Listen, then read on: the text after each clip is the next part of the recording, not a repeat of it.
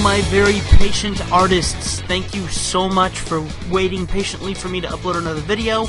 It's been over a week. I'm behind, and I am trying to get caught up, but there's a lot of work to do and a little time to do it in.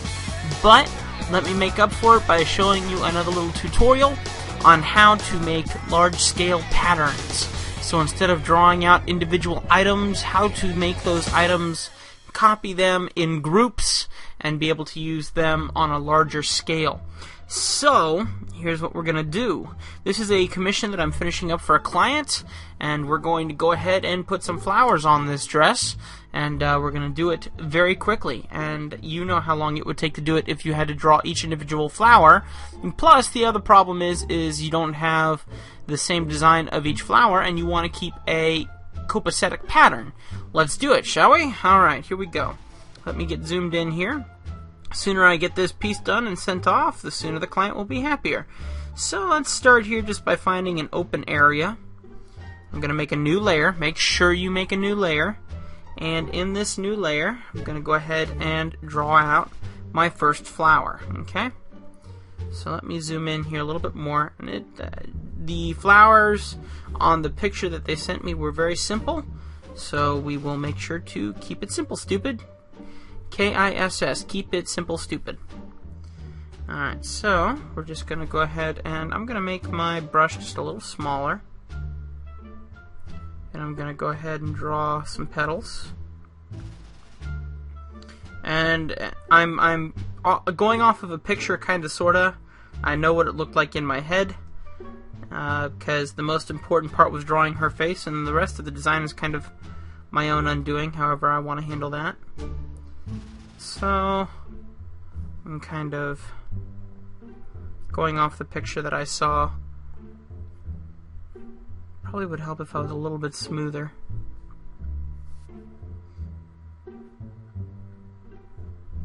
There we go.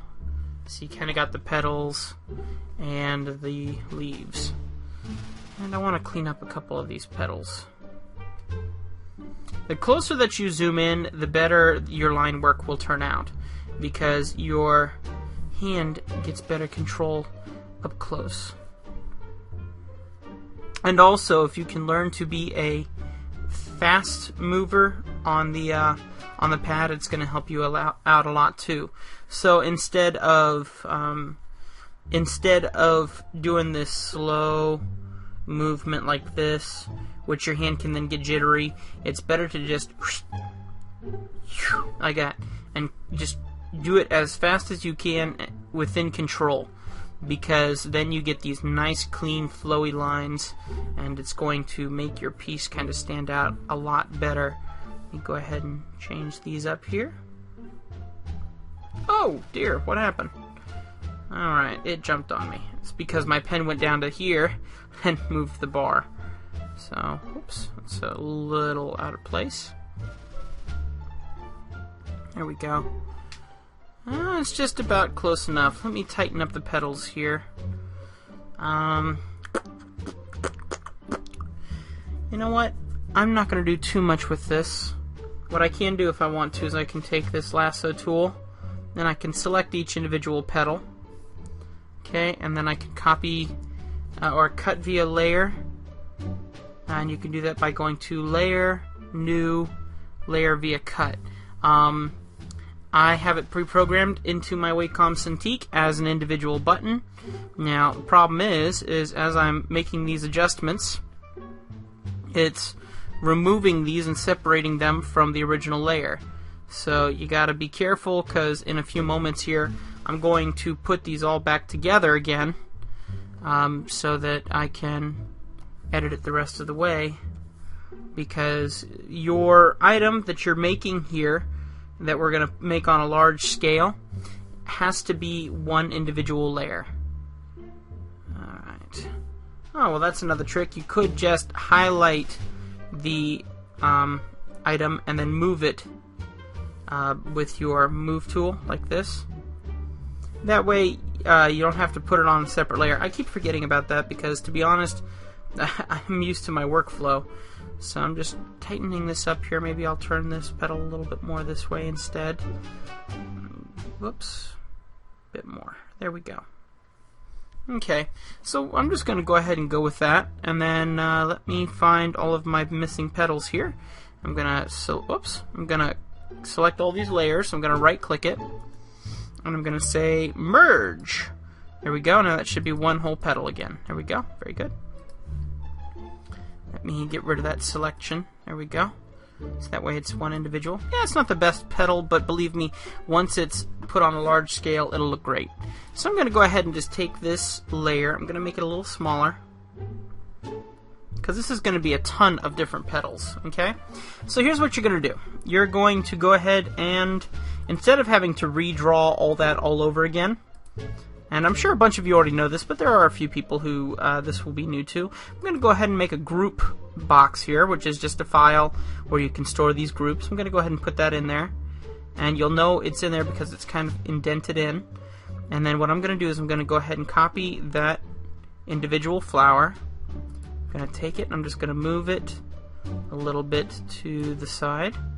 I'll go ahead and copy it one more time. Alright.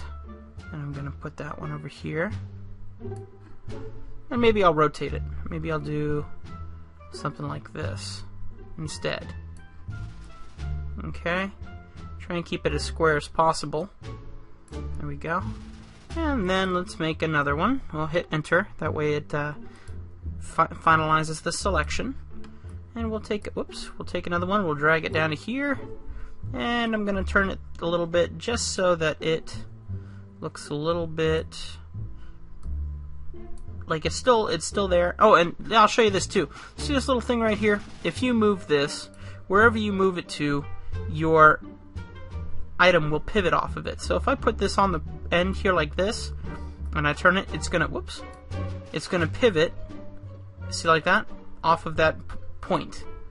So for this case, we'll put it right in the middle, and it selects itself to the middle most times. There we go. So now I have a group of 4 flowers, which looks very okay. Very okay. And then what I'm going to do is I'm just going to go ahead and hide the group. I'm going to take that group and I'm going to copy it again. Now I can take those petals and I can move them into another position. And then I can take that group and copy that one. And, oops, leave that one there. What did I do wrong here? We're going to go undo. There we go. Going to take another group, put it through the copier. There we go. And then I'm going to take those and move those here. Now when all is said and done, there's going to be a couple flowers that are going to overlap. And that's fine. All you got to do is go in and erase those flowers. You can, if you want, instead of doing each individual flower, you can take all of these and make them a standard layer. So that means you can take them all. Whoops. It's not the same button I had it programmed to be. You can take all those and you can right click it and then you can say merge, and now you have a merged set of 4, so it's easier to erase in areas that you want to erase. But I like to keep them separate because then I can edit individual flowers if I have to. And say one's just way off, like way out here, and I just don't need it, I can just turn it off instead of having to go through the whole process of erasing, and, you know, it makes it easier sometimes. So, anyway, that's just the basic gist of it. Of course, you can stick as many in a group as you want. If I want to, I can take these 4, like this, and move them into here. There we go, so now we have 8 different flowers. And then I can take that group, and I can copy it. And now I can move this group of 8 flowers. So, and you can keep doing this, and that's the nice thing. That is the easy way to create patterns, and saves you a lot of time instead of trying to draw individual flowers. And you can simply, by taking it and copying it and moving it, and just making sure that it's close enough to look like it's a pattern.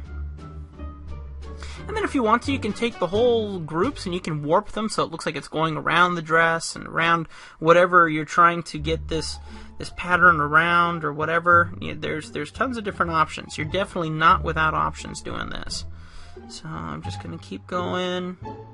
And So maybe what I'll do is then, instead of doing this pattern of 8, maybe I'll go back and I'll grab that pattern of 4. and I'll use that pattern of 4 to fill certain areas. Maybe like this one here, where I don't need some of these, and then I can just go in and find the 2 that aren't necessary in this piece. So these right here, and I can turn them off like that, see? And then I can simply go in and erase that other one a little later on. So that's basically the gist of it. And then if you don't like the idea of having all these different groups, then you can simply put them all together in one group, merge it as a single file, and you save yourself a little bit of memory, and it works good. But for the process of building your pattern, think about how long this would take if you're trying to draw all these individual flowers and you want them to look exactly the same. That would be ridiculous. You wouldn't be able to draw them that perfectly. You need to have a system that's going to help you be able to do this without having to worry about that. And it's much quicker for me just to go and erase the areas that I don't want to keep instead of drawing each individual flower to make it work for me in the end. So there we go. It looks pretty sweet, doesn't it? I mean, obviously it looks like a mess. I'm almost done here. I may have enough time to actually show you guys what I do in the erase.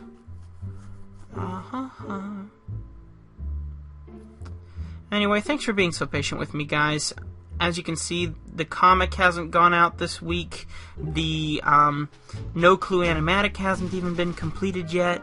Things are just really hectic, and I am having a very crazy time trying to keep up with stuff. It's getting a little tiring, and so just keep bearing with me because I really want to keep this moving, and I can definitely do it. It's just a matter of getting it all to work out at the same time. It's a tough schedule. I'm going to merge all these layers together, so now I have a group of flowers, just like that. It looks like I missed a couple groups, so I'm just going to go ahead and select all of these as well. I'm going to merge layers. There we go. Now all of my flowers, except for one set here. Let me... Hey, you're messing up my video! So I'm just going to do that. Right click, merge layers. Now all of my flowers should be there. And then I'm simply just going to get my eraser tool, I'll zoom in here, and now that I know that all the flowers are in position the way that I like them, I mean, obviously I'll do a couple more on the collar and stuff like that. And if I need to, all I have to do is just go in and find one individual flower and simply copy it and paste it in place. Right. So if I really want one of these flowers, I can take my tool, my selection tool, this guy, and I can find a flower that I like. I can go like this. Oops, messed up. Didn't quite get all of that petal there. There we go. I can say layer via copy. Whoops. I don't think I have layer via copy programmed in. So here we go. Layer, new, layer via copy. And there we go. And now that copy is right here. And then I can take the, oops. Sorry guys. One messed up tutorial. There we go. So let me go ahead and grab this flower, and we're going to move it up. Go up, go up, go up. Alright, fine, be that way. We're going to go like this. And then I can take my flower and move it into the position where I want that pattern to show. And then of course you can copy the individual flower if you want. So as you can see, there's a lot of different options, and they're all very easy. You don't have to go through and create these patterns without having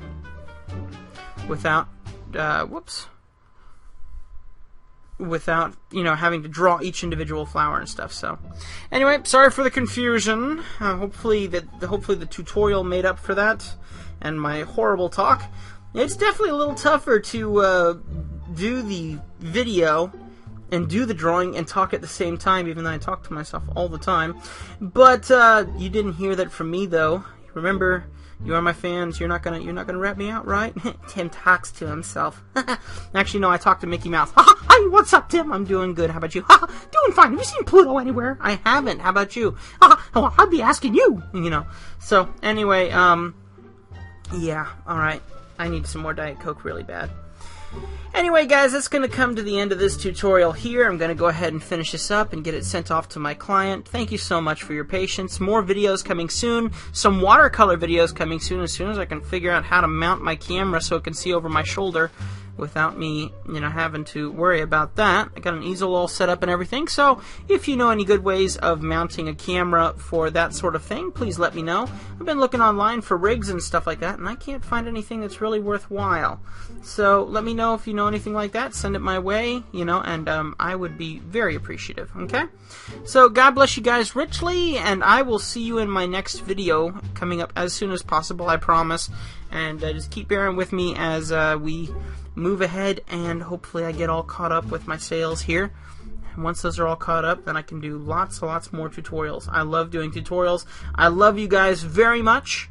God bless you richly, and I will see you as soon as possible. Oh, also, hey, if any of you guys out there are looking for like a daily Bible study, take a look at my ministry channel. It's called the Core Ministries. You can find it in my channel lists on this channel here, and check that out because I read the Bible daily on that channel, and you guys can listen in if you are looking for some personal Bible studies. Okay, God bless you all. I'll see you later. Bye bye. Where's the stop button? It's here somewhere. Mouse won't work. Click it.